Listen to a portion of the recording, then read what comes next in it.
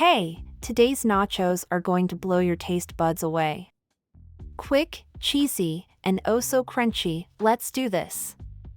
Okay, first things first, let's add a little heat. We're chopping up 1 green chili. Careful now, don't touch your face afterward, unless you want to spice up your day in a whole new way.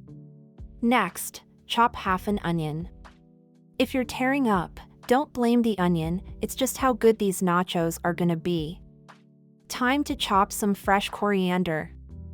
It's a quick step, but it'll bring that perfect pop of flavor. Now for the tomatoes, just dice them up. Simple enough, right? And hey, this is nachos, not an art project, so don't stress about perfect shapes. They'll still taste amazing. Let's move on to the avocados. Start by cutting each one in half, one by one, and carefully remove the pit.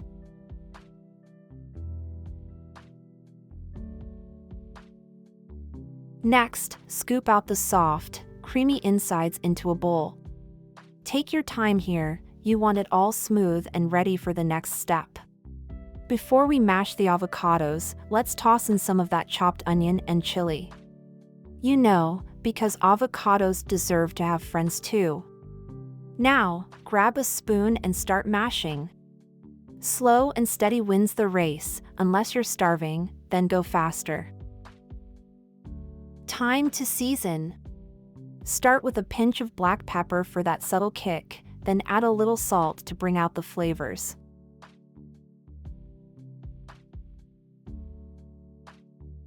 Finally, a squeeze of lime juice to keep everything fresh and vibrant. Simple, but it makes all the difference. First, give everything a good mix to blend the flavors together. Once that's done, add in the diced tomatoes and mix again to combine. Doesn't it look beautiful? If it doesn't, just tell yourself it tastes better than it looks. Take your oven tray and cut some butter paper to fit. This is where the magic happens, so make it look nice. Now grab those Doritos. You know what's coming. Lay them down, spread them out. Don't be shy with the chips, nachos are all about abundance, right? First layer of nachos, check. Time for cheese. I had slices, so I cut them into strips. Honestly, however you get the cheese on there is up to you. No judgment. Now sprinkle some of our chopped onions, green chili, and tomatoes on top. It's like nacho confetti, every bite should be a party. Layer 2 coming up.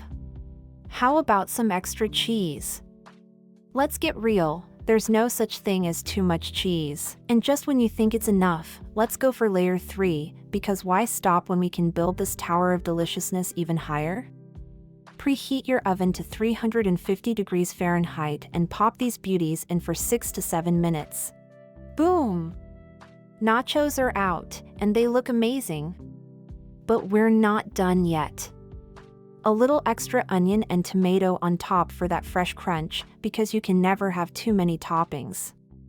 Now, grab a fresh plate and carefully transfer those nachos over for the perfect presentation.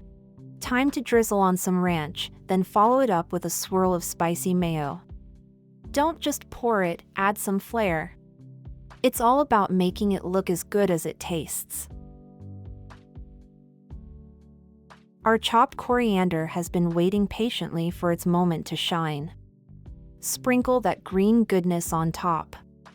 Now it looks fancy, but we all know it's the taste that matters.